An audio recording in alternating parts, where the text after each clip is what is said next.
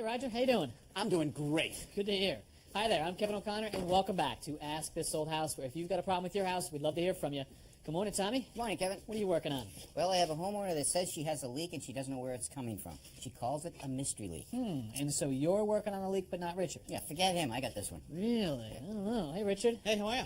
I don't want to rat on him, but I think Tommy's moving in on your territory. You know what? He can have that job. While he's working on that one, I'm going to Florida. Really?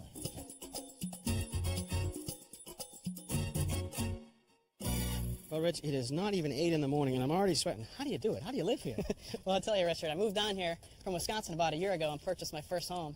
I was really excited because it has a 3-car tandem garage. It's perfect to keep the 2 cars up front and a workshop in the back. The American dream. Absolutely. But as you enter the garage, you can tell it is a brick oven in here, upwards of 110, 115 degrees at times. Actually, I can feel it. All right, so you got your tools out here. Absolutely. And when they say it's not just the heat, it's the humidity, they mean it. I have to keep my tools inside because otherwise, in 2 weeks' time, they're covered in rust. I can see the rust right here. Well, we're going to have a cooling solution for you. And to help us with that is Dave Zimmerman's job from a local HVAC company. Say hi to Rich. Hey, morning. All right, well, I see that you've got a central cooling and heating unit right here. Return air comes from the building right here, comes down into the bottom of the unit, comes across the cooling coil, and sends cool air into the building. But we can't really tap into this, right? No, we can't. Think about it, we're in a garage. The garage has automobiles, produce carbon monoxide. And if they happen to be running, it'll suck that carbon monoxide right into your home and it'll be very dangerous. And it's also not code. Nope, it's not good. It's against the law. All right, now we're going to do a split-type air conditioner. Yes. We've seen these before. These things are great. Rich, give me a hand with this. Absolutely. We're going to take this unit.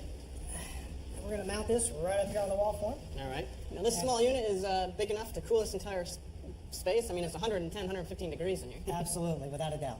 All right, this is a ductless unit, mounts on the wall, connects with the refrigerant line sets between the inside unit and this unit, the outdoor unit. So how do we get started with our project? We're going to mount the unit right up here on the wall. I like to put the unit as high as I can so people don't run into it, but also all the hot air from this garage will collect at the ceiling, so having it up high is a good location. I also like that you've shaded it down this way so we can put that air into the large part of the garage. All right, need to level it? I'll hold that. Okay. Just make your marks. Yeah, we're going to mark right up here. And right here is where we're actually going to screw the bracket to the wall. Okay. And Inside. get another one here. If you can mark that one for me. Got it. Awesome. Okay. Thank you.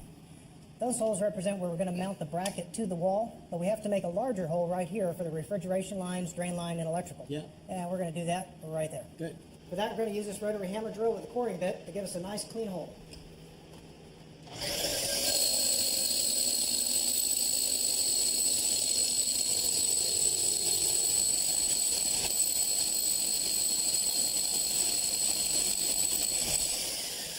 So that we can get a nice clean cut from the outside so we don't blow out the stucco, we're going to take this around and drill from the outside back in. Using these special masonry screws, we're going to fasten the bracket right to the wall. Now, air conditioners are also dehumidifiers. And when this unit is on, a lot of the humidity in the air is going to be extracted and sent out through this drain pipe right here. That's called condensate at that point. Now, this drain line will have to continue all the way to outside. We also have to connect the refrigeration line sets. This will go to our outdoor unit, and that's insulated. And the last thing we need is our electrical wire, which will run between the outdoor unit and the indoor unit. Now, what we're going to do is put all 4 of those connections through that big hole that we drilled. Now we have to extend all these lines down to the condensing unit. We're going to start with condensate discharge line, and we're going to extend that with a piece of PVC pipe.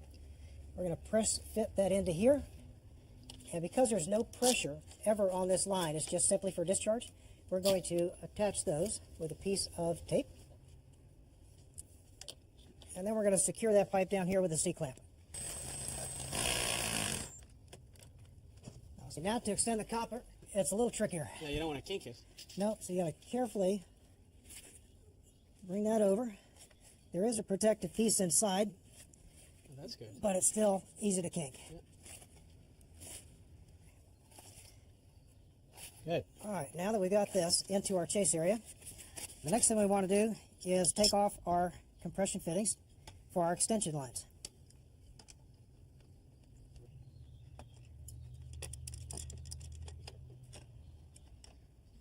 All right. Now, David, here your copper lines are going to bring refrigerant to and from the inside unit. You have a couple of different size lines right here.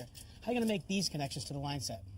Well, it's not going to be with black tape this time. It's going to be with those flaring nuts that we took off earlier, Okay, and this flaring tool right here. All right, let's do it. All right. Okay, the most important thing is remember to put the nut on first. Okay. Okay. So we get the nut slid onto our copper. Then we take our copper, place it into our flaring tool. Now this tool has two actions. One is to hold the tube in place, and the other is to deform the very end of it. It creates a flared end. There you go. Perfect flared connection. And then we cover it with a nut. We're going to take our new flared end, press this up against our compression fitting from our indoor unit, and we're just going to hand tighten this for right now until we get everything in place. And then we'll snug it up later. All right, let's do our other connection. Okay. All right, great. So there's our outdoor unit. Now, Rich, I thought I would just explain the basic air conditioning cycle. Okay. We actually don't make cold, we extract heat from the building. So it starts right here with our condenser unit outside. You notice there's two different size lines. From the unit outside, there's a small line. That carries liquid into the building, into that inside unit. Once it gets in there, it changes to a gas that gets very, very cold. Now, all that heat that's in your garage gets absorbed by that gas, and it comes back through this larger pipe right here. And when it comes back down here, it goes to this condenser. It releases all that heat to outside, changes back to a liquid, and the cycle repeats. It's important to insulate both of these lines because there is a temperature difference between them. We're going to start off with insulating the 1/4-inch line. About there, good? Mm-hmm. Okay.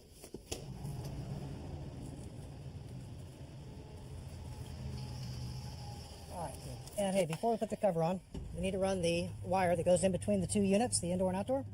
And this is our high voltage wire. Now that also carries a control wire so that the inside unit can tell the outdoor unit when to come on. That's correct. Good. So let's get it inside and I'll tuck it right in behind. With gaining on it. All right, then we cover up all our work here. This line cover, faceplate right here. Go right there. Okay. Slide it up a little bit, right there. Oh, I like that.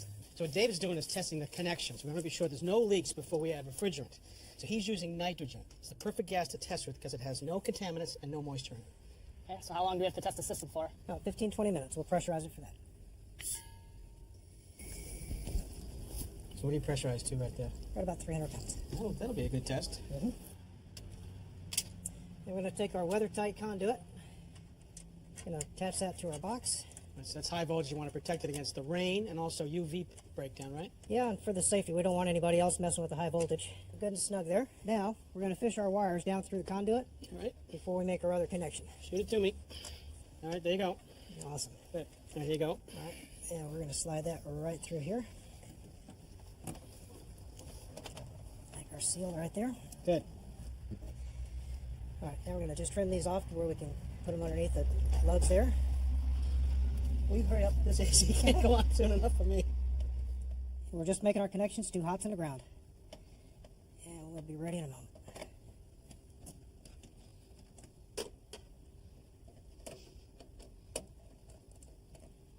Now we make our connections from the indoor unit to the outdoor unit. Couldn't be simpler. All color-coded. Yeah, it's idiot-proof. All right, we've secured our condensate line to the outside of the house, and we've run it in PVC to get the condensate about 12 inches away from the house so no water goes up against the foundation. We've also secured the outdoor condensing unit to this plastic pad and secured the pad to the ground. Now, how did our pressure test hold? Pressure test held great, and we just pulled all the nitrogen out with our vacuum. All right, so time to add some refrigerant? Actually, no. It comes from the factory already pre-charged with enough refrigerant to run the entire system. That's really great. All right, how do we activate that? Okay, all we have to do is open this valve up here. And then there's an inside valve that we release the refrigerant right into the system. Now, Rich, because you're using this garage as a workshop, you've got to be really careful about how much sawdust gets up inside the filters. Now, they sit underneath this cover right here. You can see them. They're pretty easy to take out. You blow them off with an air hose from a compressor or wash them off in a sink, and they slide right back in. Dave, you ready to put the power on for me, please? Absolutely. All right. Now, Rich, you can do the honors. There's a remote. You hit that on button right there. Okay. All right, power's on. You can see the vanes starting to move. I can feel the fan. You know, guys, I don't think we did this a moment too soon. Look at this. How do you guys live here? Oh, man, this is nothing. You ought to come see us in the summer. No, thank you. Thank you for all your great work. We couldn't have done it without you. No problem. Enjoy. Have a Thanks, good Dave. Appreciate it. Get out of here. This is all mine now. Come on. Richard, judging from the amount of sweat in that room, you got that AC unit hooked up just in time. You know, I sweat just thinking about stuff. And apparently down there you were thinking very hard. Thank you, guys. Hey, what does a unit like that cost? That installation would have been about $3,500, including the electricity and the full install. That's not cheap. It isn't, but there's a lot to like about a unit like this. One is that you can put the unit, the inside unit, anywhere you want, inside wall or an outside wall. If you have a window air conditioner like this, you have to put it on the outside wall, and generally you're going to take up a window. Now, there's a security risk with a unit like this. You can knock this out and come into the building. The other thing people love about these units is that it has that little remote. You can set the temperature, and that temperature locks right on. The other thing is, it's quiet. If you have a window air conditioner like this, that compressor right in here makes all the noise. Well, in a split-type unit, the compressor section is outside, putting that noise outside. Gotcha. Now, not that you guys needed it because you were plenty hot, but you could use a unit like that to actually warm a space, right? Right. This is actually a heat pump air conditioner. Now, let's start with the basic principle of an air conditioner. You have heat that's in the air. It comes across a cold coil right here, gets absorbed into refrigerant, and gets delivered to outside. Now, if you put your hand on the outside of this window AC and it's on, you always feel a lot of heat, right? Right, yeah, sure. Now, with a heat pump, it actually reverses that principle. Instead of taking heat from inside, it takes from outside. It's as if we did this. Turn the unit around. Right, and so air from outside comes across the unit, goes into the refrigerant, and delivers that heat into the building. Gotcha. But how does that work in the wintertime when you have cold air? Well, you know, even if the air out here was 20 or 30 degrees, there's still heat in that air. So if that air went across a refrigerant coil that was colder than 20 or 30, heat goes to cold, it gets absorbed into the refrigerant, the compressor compresses it, boosts the temperature, delivers it to the building. So long as the refrigerant is colder than the exterior air, you're going to get the heat. That's right. All right. Well, I tell you what, you don't need any more heat, but great information. All right, guys, first off, I don't want you to overthink this one. Yeah, it's not going to be a problem with that. It's a braided hose. It has round ends that are magnetic, and it's flexible. What is it? Of course. I mean, I know this one. You do? The magnets become so handy. This is a stethoscope for plumbers. Oh, yeah? A plumber scope. You know, you're trying to find a metal pipe inside of a wall, and this magnet goes up against your ear. And actually, when you get close to the pipe, it tingles right there on your ear. Tingle. Yeah, that's it. Tingle. That's a copper pipe. Yeah, hey, Richard, 66. plumber scope guy. Hello. It's a column. Well, all right, then. It's safe. There's no pipe in there. You definitely didn't overthink it, though. You listened to Roger. It's not working, is it? All right, well, this is actually a nail buddy. Huh. Yeah. Yeah. Look at you connect nails onto the magnet, whatever that thing is right there. You're not making this up, are you? No. You put it over your neck like this. Now you can climb up a ladder safely, carrying the nail. So when you get to the location that you want to drive a nail in, take it up, you drive a nail in, get another nail, you drive it in, and then when you're done, you can safely climb down the It ladder. looks stupid, but it's safe. That's all I care about. Can I have the nail necklace, please? You know how they've invented a lot of things so that you can actually drill around corners or in tight spaces, those flexible drill bits? Yeah. But what if you have to hammer into around a corner? You know, I never thought of that. That's why I'm here, okay? I never thought of it. Well, think about this. Help me out here, all right? Good. Now, take the nail, and let's say I'm over here, and I want to nail it over there. Right here, okay. Hold that, please. Right And, yeah, just push it in. Yeah. Could you take the screw off, please? What? Right here. I'm sorry, go ahead. All right, we're nailing it. Okay. Yeah, go. And, Look at that, go ahead. That is pretty know. handy. I like that. Like that? Hey, Yeah. why don't you just walk around the corner and drive a nail? Guys, I told you to think simple. This is simply a paper towel holder. You have a metal toolbox or a refrigerator, you just slide this through the paper towels, attach one end like so, attach the other end, and voila, What do you know? paper towels. Makes my guess look really stupid. Well, it was. Tommy, I really need your help. I need to get this office finished. I have paint samples on the wall. Unfortunately, we're running into a situation with this mystery leak up here on the ceiling. I have nightmares of water just coming into this room and the ceiling collapsing. Is it a leaking pipe? Maybe the water's coming through the roof? Maybe there's a plumbing problem. Tommy, I'm really hoping you can help me out in here. All right, so this is what we have going on up here. All right, I see a stain right here in the ceiling on this side of the window, and it follows right across here, and I see another stain on this side of the window. So if you have a bathroom or a kitchen upstairs, there could be some plumbing in this area here. No, actually, it's a spare bedroom right above this room. All right, let's go up and take a look. Sure. So we're directly above the room with the stain. Right. And those stains are right down there below. Okay.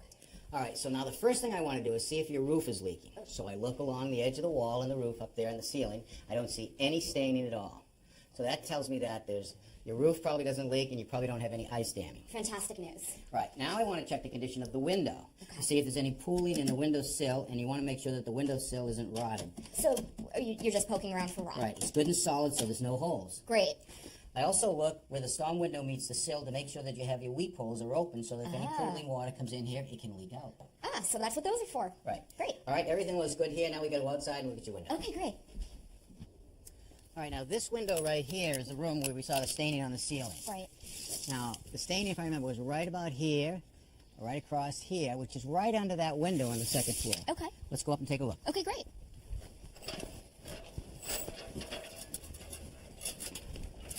All right, what we have here is vinyl siding and aluminum trim on the casing and on the sill. Now, anywhere where these two materials meet is a potential for a leak, like right here behind this J-channel. See how loose that is? There's a big gap, and water can definitely get in behind that. The J-channel does two things. It allows for the siding to expand and contract behind, and also it hides the end grain of the siding. All right, so what we need to do is seal this gap right here. And that's it. That's it. Easy. All right. Here we go. Now what I'm going to do, I'm going to take this caulking right here, Right. and I'm going to start right at the very top of the window, and I'm going to pull the J-channel away slightly, holding my gun at about a 45-degree angle. I'm going to work the caulking down behind the J-channel slightly, but create a nice smooth bead. I'm using a tripolymer sealant. It's flexible and it has good adhesion.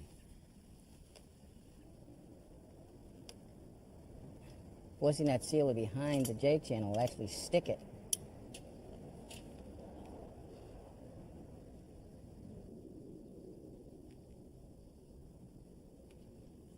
And when I get down to the bottom, I'm going to just stop for a second, leave my caulking gun right in place, roll the caulking gun up, bring it right out to the face, and stop. Good. Now I want to run another bead right here in the front to fill this gap. Okay, now I want to do this gap right here. I'm going to start against the storm window, force it into the gap, 45-degree angle with the gun, bring it right over, right into the wet caulking on the side here. Easy. All right. Now what I'll do is, you want to do one? Let's try it. All right, I'm going to start at the top. Again, I want to pull the J-channel away a little bit. Okay. Again, hold the gun at a 45-degree angle. Okay. Try to get a nice even bead. Force it right in behind the J-channel. Pull the trigger and move the gun at the same time. Okay. All right, you see what I'm doing? Yep. Okay, well, I'm going to leave the rest for you. Oh. Okay? Let me pull the J-channel out a little. Thank you. I'll squeeze it. Pull the trigger more. Put a little more in there. Pull it harder. Pull it harder, pull it harder. You really got to put a lot more in there. You're not putting enough. Go back up. Okay, now easy. Good. There we go. There you go. Whoop. Need to use some muscles.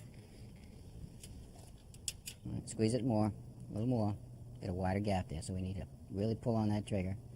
Okay, now we're at the bottom. Okay, now roll it out.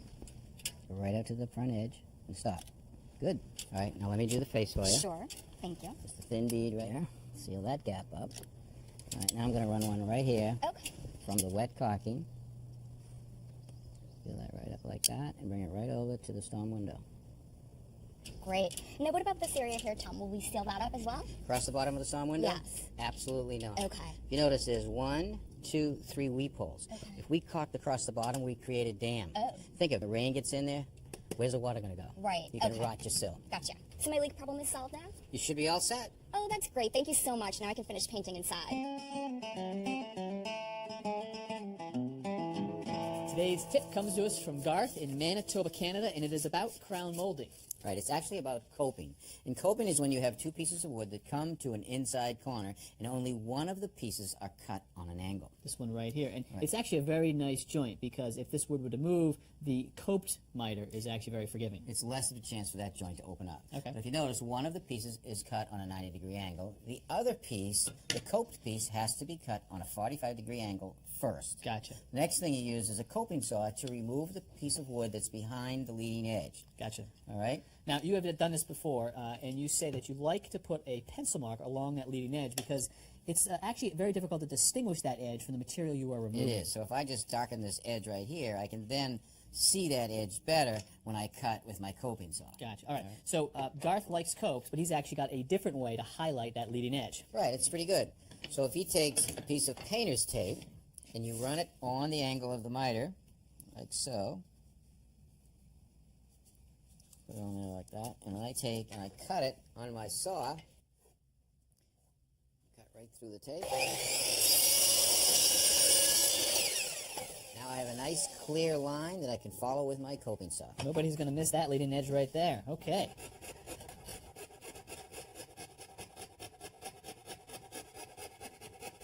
Well, Garth, thank you for the tip. We're going to send you a t-shirt. And next week, Tommy, you're going to show us how to install crown molding that needs no coping at all. That's right. Well, until then, I'm Kevin O'Connor And I'm Tom Silva. for Ask This Old House. Visit our website, pbs.org, for expert advice, step-by-step videos, and much more.